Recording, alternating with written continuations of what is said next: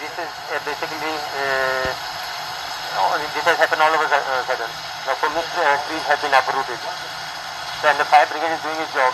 So, basically, everyone should engage themselves because many roads are basically blocked and traffic should not get congested.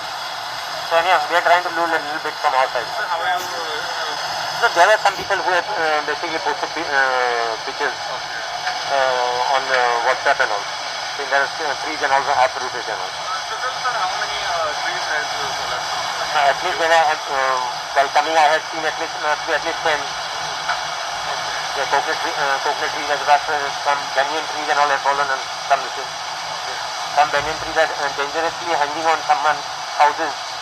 But now we will not be able to do anything until and unless the monsoon stops for some time.